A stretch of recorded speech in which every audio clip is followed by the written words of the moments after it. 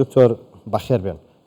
سپاس پامێرەکانمان باسییان کرد کە لەو وڵاتانە کە وڵاتی سلهێزی دنیایان خاوەن ئابووری و پیشەسازی بەهێزن، بەڵام نرخی کەلوپەل و دانیوەڵە لە وڵاتانە وایە، بەڵام ئەبینی لە کوردستان بەم شێوەیە کە سەرگۆزیران بڕیارێکی داوە بەم شێوەیە بێت. ئەم بڕیارە تا چەند گرنگ بوو؟ خۆی لە ئەو بڕیارە کە دەرچوو لە حکوومەت هەرێمی کوردستان و خودی بەڕێز ڕێزدار سەرۆکی حکوومەت هەرێمی کوردستان بەڕاستی بڕارێکی گرنگ بوو، لەبەر ئەوەی ئەگەر بێت ئەمە تەماشا بکەین دەبینی سێگۆشەیەک هەیە لە داعمی حکومی، واتە لە گۆڤەرمنت سەپۆرت GS پاڵپشتی حکوومەت ئەوەیەکەوە لایەنی منتوجەکە لایەنی نان دیاری کراوە و لایەنی خاوەنی کار دیاری کراوە و لایەنی تاکەکانی کۆمەلگا دیاری کراوە. واتە سێ لایەنی سەرەکی لە ناو وڵات نانەکە و خاوەنکار و هەروەها تاکەکانی کۆمەلگا، یعنی کۆمەلگا بەگشتی، ئەوانە لەگەڵ ئەو بڕیارە پابەندبوونێکی گرنگیان پێوە دیارە و ئەبێ پێویستە تەوازنێک لەو مابین لەو سێگۆشەیە دروست بێتن بۆ ئەوەیەکەوە بتوانانی کاریگەرێکی زیاتر لەسەر ئابووری هەرێمی کوردستاندا دروست بکاتن. بەڵێ ئەتوانین ینی بڵین ئەم بڕیارە هەرزانکردنی نرخی نان لەولاوە پاڵپشتیکردنی نانەوەخانە و سەموخانەکان بە هەرزانکردنی نرخی گاز و کارەبا و دامینکردنی ئار بە نرخێکی هەرزانتر لە جاران پێکەوە هەمویان بەیەکە سوڕێکی ئابووری باش دروستەکەن. خۆی بە حقیقەت پاڵپشتی حکوومەت بۆ ئەم بابەتە کە نزیکەی 120 دەکات 120 کەوا نرخی نان هاتە خوارێ کاریگەرێکی ئەساسی هەیە لە سێڕۆوە.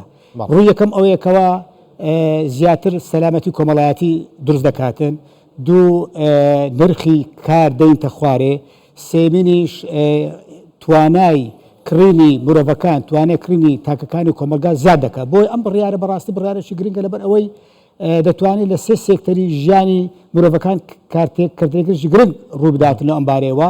بە ئەوش ئەوەیەکەوە کە 120 کە پاڵپشتی حکوومەت بۆ ئەم بابەتە هاتۆتە کایەوە توانای کاری کڕینی خەڵک زیاتر بووە بە 120 ئەم 120 ئەچێتە بوارێکی تری سێکتەرێکی تری ئابووری و بە زنجیرەیەکی ئابووری زیاتر وڵات و هەرێمی کوردستان زیاتر ئیسفاد دەکاتن و ئەمە بڕیارێکە بەڕاستی توانای کارکردنی ئەوەشی زیاد دەکات بۆ ئەوەیەکەوە خاوەنکارەکان زیاتر پابند بەم بڕیارە.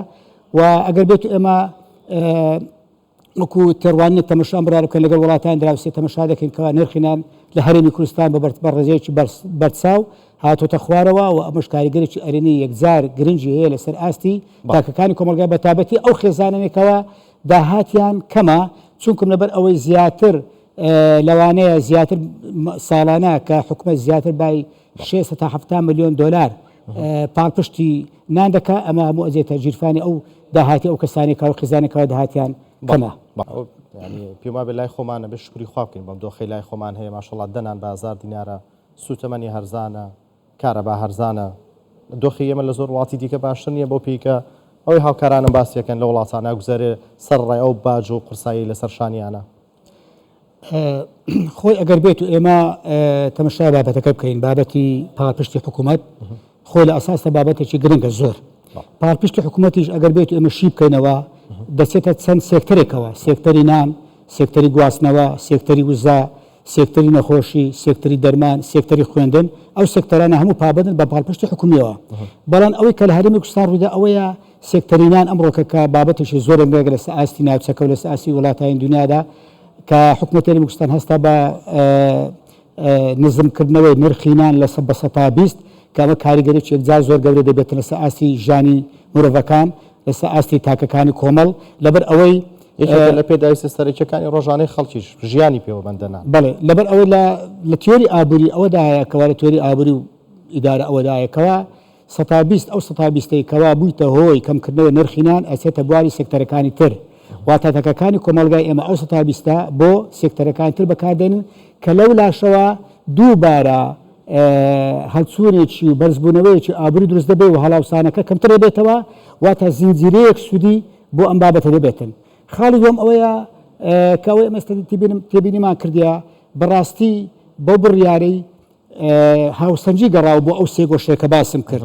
هاوسەنجی گەڕاو بۆ ئەو سێ گۆشەیە باسم کرد ئەوەی بریتە لەوەی کەوا با بڵێن توانای کڕینی تاکەکانی کۆمەلگا زیاتر بوو و نرخی کرێکارەکان دێتە خوارێ لە هەمان کاتیشدا با بڵێن خودی مەتوزەکە متەوفر دەبێت لە بۆ زۆرترین ئەو کەسانی کە داوێ ئەو نانەکان بەدەستکەویتن. ئەو سێ گۆشەیە تەوازنێکی هاتەوە دروست بۆ دووبارە بۆ دروست بووە. دەتوانین بڵێن بڕیارەکە لەسەر بنەمایەکی تەواو زانستی و ئابوووریانە دراوە. بڕیارێکی زانستیانەیە وە لە ڕووی زانستی شتێکی شەوەیە ئەمە باسی شەگۆشێکی تریشمان کرد ئەوش بریتە لەوەی کەوا ئەم بڕیارە دەبێتە هۆی توندکردن و بەهێزکردنی سێگۆشەیەکی تر ئەوش بریتە لە چی؟ یەکەم بریتە لەوەی کەوا با بڵێن ئاسایشی کۆمەڵایەتی زیاتر دەبی، دوو دەبێتەوە ئەوەی کەوا زیاتر حکومت بیر لەوەی بکاتەوە پاڵپشتی سێکتەرەکانتر و ئەمن زیاتر بیر لەوە دەکەمەوە کەەوە حکومت ئەو هەنگاوی یەکەمە هەنگاوی تریش هەیە بۆ پاڵپشتیکردنی سێکتەرەکانی تر بۆ ئەم بابەتە و ئەگەر بێت و هەروکو جەنابەت پرسیارکردکەوە ئەگەر بێت و مقارنەیەک بکەن لەگەڵ وڵاتان دەرەسەیە کە ئەمە زۆر لە وڵاتەکان تەمەشامان کردە و دیتمان تەمەشا دەکەن بەنسبەت نرخینان لە هەرێمی کوردستان ئەگەر مقارنە بکە لەگە وڵاتانی تر بە ڕێژەیەکی بەرچاو هەرزانترە و دەمەوێت بۆ مەسەر ئەو باسێکەوە پاڵپشتی حکوومەت بۆ سێکتەرەکان لەسەر ڕاوێت کە بڕیارێکی گرنگە تەمەشا دەکەین ڕێژەیەک هەیە لە وڵاتان دراوسێ ئەوەی کە دراسەمان کردیا مەسەرەن 105 109 113 بەڵام ئەو بڕیارەی کە دراوە ئێستاکە 120 نرخی نانی هەرزان کردووە بۆ مەبەستە 120 زیاتر ئابووری لەو سێکتەرە دەبوژێتەوە و نرخی کار دێتە خوارێ و دەبێتە هۆ زیادبوونی دەستی کار بۆ ئەم بابەتە بە ڕێژەیەکی بەرچاو. بەڵێ بەڕێز دکتۆر عەبدولخالق محەممەد شرۆفەکاری ئابووری لە ستۆدیۆ ئامادە 25 بۆ ڕوونکردنەوەکان و شرۆفەکانتان دکتۆر بەخێرات. سپاس.